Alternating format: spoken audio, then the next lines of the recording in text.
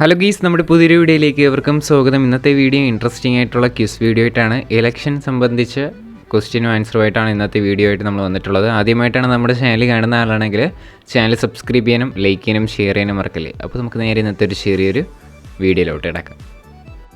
ഇന്ത്യയിൽ ആദ്യമായി പൊതു തിരഞ്ഞെടുപ്പ് നടന്നത് എപ്പോഴാണ്? ആൻസർ 1951-52.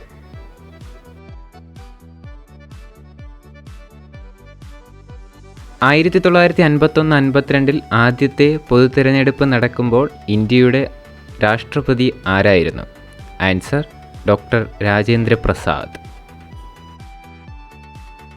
പൊതു തിരഞ്ഞെടുപ്പിലൂടെ തിരഞ്ഞെടുക്കപ്പെട്ട ഇന്ത്യയുടെ ആദ്യത്തെ പ്രധാനമന്ത്രി ആരാണ്? ആൻസർ ജവഹർലാൽ നെഹ്റു.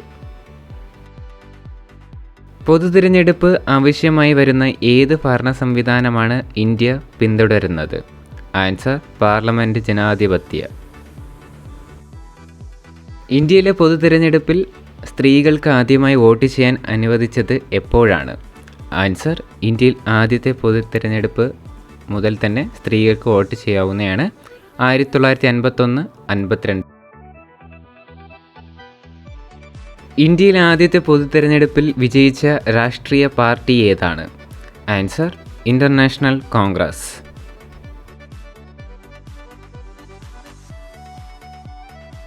സ്വാതന്ത്ര്യം ലഭിച്ചതിന് ശേഷം ഇന്ത്യ എത്ര പൊതു തിരഞ്ഞെടുപ്പുകൾ നടത്തിയിട്ടുണ്ട്?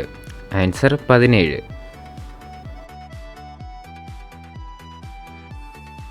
1977 പൊതു തിരഞ്ഞെടുപ്പിൻ്റെ ഇന്ത്യയുടെ സുപ്രധാന ഫലം എന്തായിരുന്നു? ആൻസർ ജനതാ പാർട്ടി വിജയിച്ചു. ഇന്ത്യയുടെ ആദ്യത്തെ കോൺഗ്രസ് ഇതര പ്രധാനമന്ത്രി ആരായിരുന്നു? ആൻസർ മൊറാർജി ദേശായി.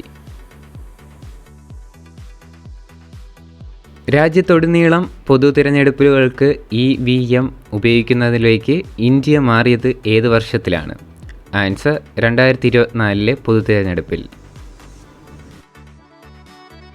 ഏത് വർഷത്തിലാണ് ഇന്ത്യ കേന്ദ്രത്തിലെ ആദ്യ സംഘീയ സർക്കാരിനെ കണ്ടത്? ആൻസർ 1981 9ാം പൊതു തിരഞ്ഞെടുപ്പിലൂടെ. ഇന്ത്യൻ തിരഞ്ഞെടുപ്പ് കമ്മീഷൻ്റെ പ്രധാന പങ്ക് എന്താണ്?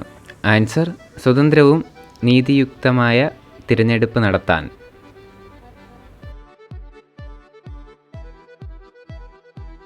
ഇന്ത്യയിൽ നിലവിൽ യോഗ്യരായ എത്ര വോട്ടർമാരുണ്ട്? ആൻസർ 2023 ജനുവരി 1 കണക്ക് അനുസരിച്ച് 94.50 കോടിയിലധികം ഉണ്ട്. ഇന്ത്യയിലെ പൊതു തിരഞ്ഞെടുപ്പിൽ വോട്ട് ചെയ്യുവാനുള്ള കുറഞ്ഞ പ്രായപരിധി എത്രയാണ്? ആൻസർ 18 വയസ്സ്. ഇന്ത്യയിലെ തിരഞ്ഞെടുപ്പുകളിൽ EVMകൾ എന്താണ് ചെയ്യുന്നത്? ആൻസർ EVMകൾ ഇലക്ട്രോണിക് രീതിയിൽ വോട്ടുകൾ രേഖപ്പെടുത്തുന്നു. എന്താണ് voter verifiable paper audit trial?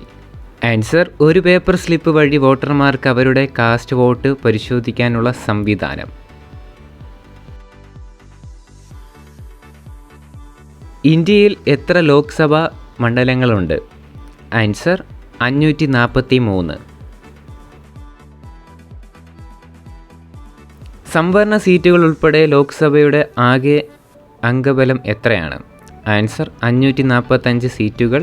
543 തിരഞ്ഞെടുക്കപ്പെട്ട് 2 പേരെ നിയമിച്ചു.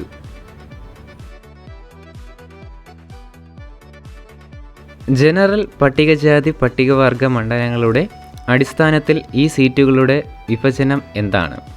General 412, SC 84, ST 47.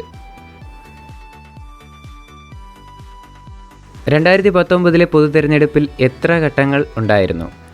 ആൻസർ 7 ഘട്ടങ്ങൾ. 2019 പൊതു തിരഞ്ഞെടുപ്പിൽ എത്ര ദേശീയ പാർട്ടികൾ പങ്കെടുത്തു? ആൻസർ 7.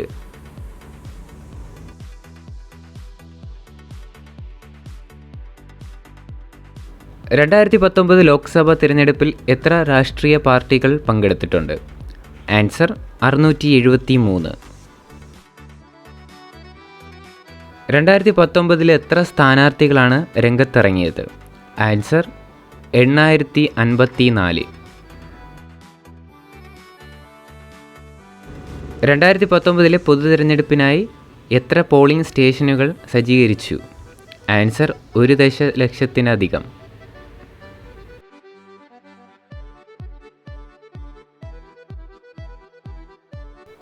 ഇന്ത്യൻ തിരഞ്ഞെടുപ്പ് കമ്മീഷൻ എത്ര തവണ വോട്ടർ പട്ടികകൾ പരിഷ്കരിക്കും? ആൻസർ കാലികമായി വോട്ടർ വിവരങ്ങൾ ഉറപ്പാക്കാൻ വോട്ടർ പട്ടികകൾ വർഷം തോറും പരിഷ്കരിക്കും.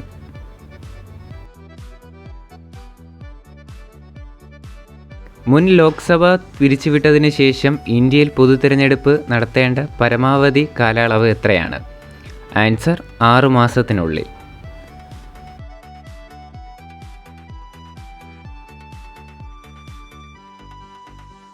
ലോക്സഭാ തിരഞ്ഞെടുപ്പിൽ മത്സരിക്കുന്നതിനുള്ള ഏറ്റവും കുറഞ്ഞ പ്രായം എത്രയാണ്? ആൻസർ 25 വർഷം.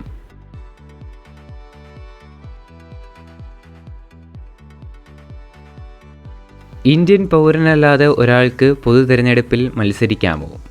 ആൻസർ ഇല്ല.